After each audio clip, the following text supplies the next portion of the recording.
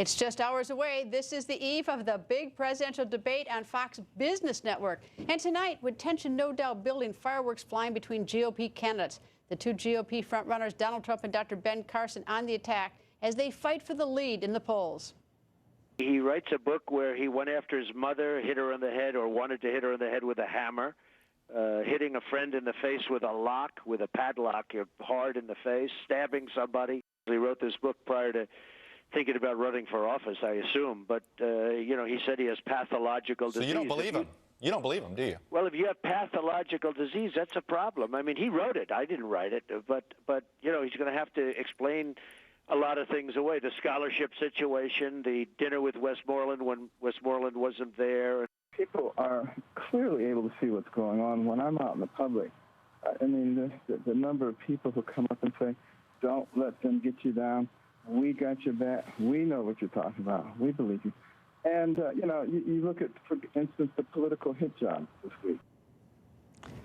Former New York City Mayor Rudy Giuliani goes on the record. Good evening, sir. Good evening, Greta. How are you?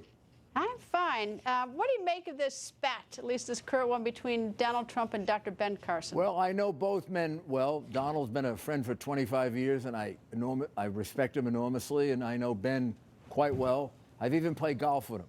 And I will tell you this about Ben. He is a completely honest man until somebody proves to me that to the contrary. Whatever he wrote, I believe is absolutely 100% true.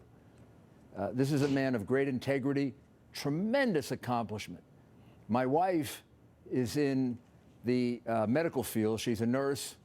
She knew Ben long before I did. He was the most preeminent, by far, the most preeminent surgeon for doing brain surgery on children. People would come to him from all over the world.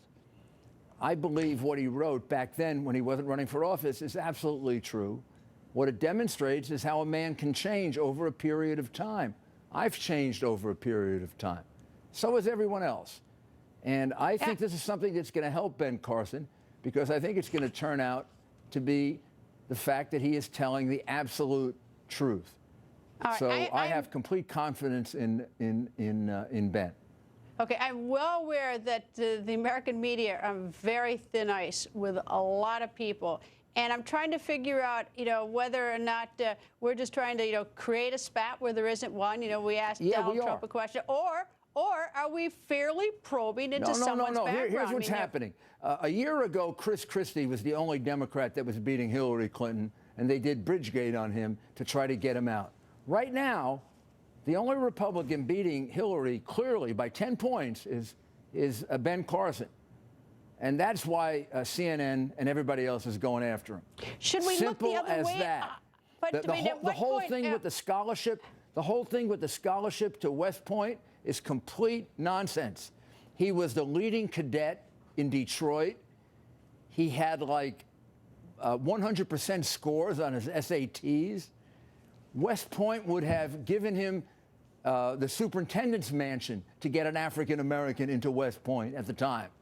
So, but Mayor, I'm asking you how far. But I mean, like, this is what I don't know: is how far should we go? I mean, you know, at what point? I mean, should we? Go back I'm just asking. I don't know. I mean, you know, how far? What's fair on any of these candidates? There's sort of no magic formula. I mean, you know, well, we never did this on Obama, did we? What's the line? We never did this on Obama. We never tried to on the whole Reverend Wright thing, but I'll tell you, we were the only network who did go after the nobody Reverend else Wright did. CNN didn't do it. NBC didn't do it. CBS didn't do it. ABC didn't do it.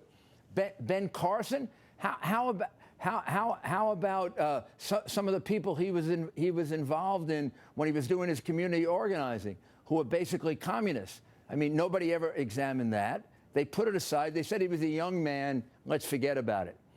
Look, Ben Carson was the preeminent infant brain surgeon in the country.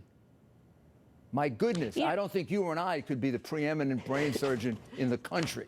Yeah, I know I Ben. couldn't even like get. I mean, I'm not getting close on that one. But I guess the sort of the situation that I'm trying to think is like, how do we best exercise our judgment? I mean, where is that sort of magical line for what we ask of people so that they can then explain it to the American people? Which, incidentally, I understand that Dr. Ben Carson has been, that he's got a lot of support, even gotten a lot of donations as a result of this. But how do we draw that line?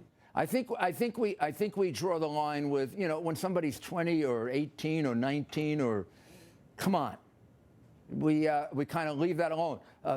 President Obama admitted he was smoking marijuana when he was like 17 and 18 and 19. I'm not sure if he said he was using cocaine. I don't remember. Please don't quote me on saying that. But possibly he even said that. I'm not sure. But we kind of like forgave that, right? Bill Clinton, we forgave a lot of things on Bill Clinton. Ben Carson's career is phenomenal. Now, I'm not even sure he's the person I'm going to support for President of the United States.